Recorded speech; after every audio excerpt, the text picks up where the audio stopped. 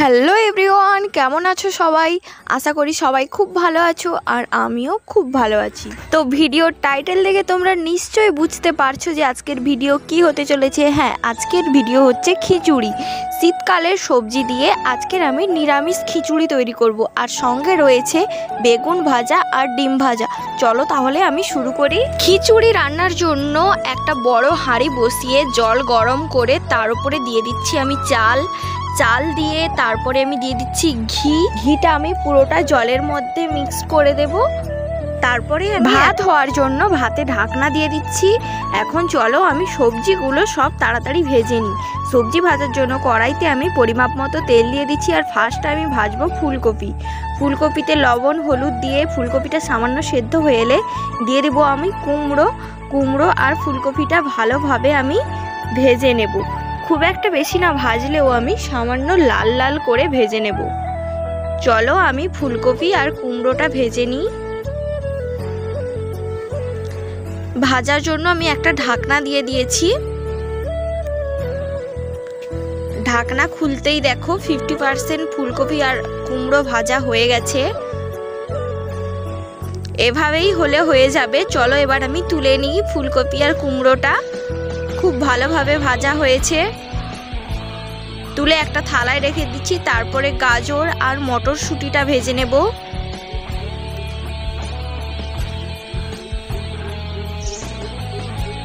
লবণ দিয়ে দিচ্ছি, হলুদ গুঁড়ো দিয়ে দিচ্ছি, দিয়ে আমি ভেজে নিচ্ছি। একটা ঢাকনা দিয়ে দেব আমি। এই যে দেখো গাজর আর মটরশুঁটি ভাজা হয়ে গেছে। এখন আমি তুলে নেব। দেখো কত সুন্দর হয়েছে ভাজাটা। এইভাবে ভাজলেই হয়ে যাবে, খুব একটা বেশি ভাজতেও হবে না। এখন আমি তুলে নিচ্ছি একটা থালায়। তারপরে আমি ভাতের দিকে যাব। ভাতটা একটু হয়ে এলে আমি মুগ ডাল দিয়ে দেব পরিমাপ মতো, দিয়ে একটু ভাতটা নেড়ে দিচ্ছি যাতে নিচে না বসে যায়। ব্যাস হয়ে গেছে। এখন আবার ভাতে ঢাকনা দিয়ে দেব ভাতটা হওয়ার জন্য। আবার চলে এসেছি সবজি ভাজতে। এখন আলুটা ভেজে নিচ্ছি। আলুর সঙ্গে আমি দিয়ে দেব পেঁপে আর আলুটা একসঙ্গে ভেজে নেব। লবণ দিয়ে দিচ্ছি আর দিয়ে দিচ্ছি হলুদ গুঁড়ো দিয়ে দেখো আমি ভেজে নিচ্ছি।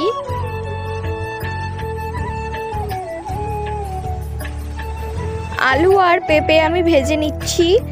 ভাজতে ভাজতে আমি ভাতটা একটু দেখে নেব ভাতে ফুট এসেছে। সবজিগুলো দিতে হবে। চলো তাড়াতাড়ি সবজিটা আমি ভেজে নিই। সবজিতে আমি দিয়ে দিয়েছি টমেটো, আর একটু দিয়ে দিচ্ছি আমি আদা কুচি, ছোট ছোট করে আদা কুচি দিয়ে দিচ্ছি। পরে কিন্তু আবার আমি আদা দেব। চলো ভেজে নিই তাড়াতাড়ি। ভাজা আমার হয়ে গেছে। এখন ভাতে আমি সব সবজিগুলো তুলে দেব। এই যে সব সবজি আমি ভাতে দিয়ে দিচ্ছি। ভাতের কিন্তু ফুট আসতে তখন আমি দিয়েছি।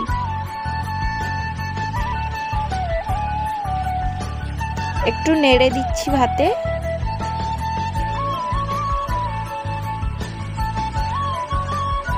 সব সবজি দেওয়া কমপ্লিট।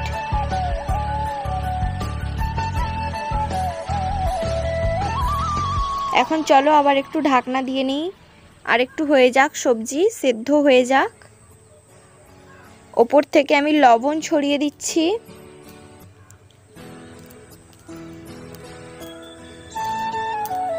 দেখো কতটা হয়ে গেছে। এখন নামিয়ে ফেলতে হবে, আর বেশি হতে দিলে চলবে না। ফুলকপিটা সেদ্ধ হয়েছে নাকি আমি দেখে নিচ্ছি। ফুলকপিটা একটু বাকি আছে, আর একটু করে নেব। চলো এখন আমি মশলা তৈরি করে নিই। কড়াইতে তেল দিয়ে দিচ্ছি মশলার জন্য। 3-4টে তেজপাতা দিয়ে দিচ্ছি গরম মশলা। এগুলো একটু ভেজে আমি তারপর দিয়ে দিচ্ছি পেঁয়াজ কুচি। পেঁয়াজটা এখন আমি ভেজে নিচ্ছি।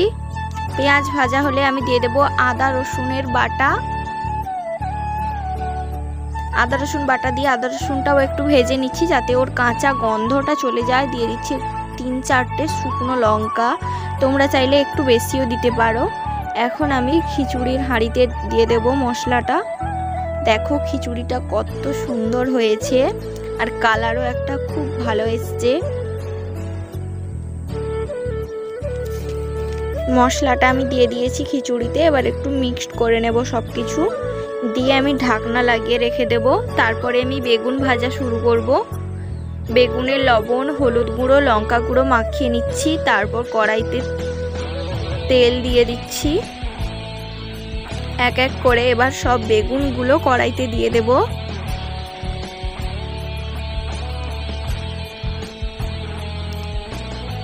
এক পিঠ বেগুন ভাজা হয়ে গেছে।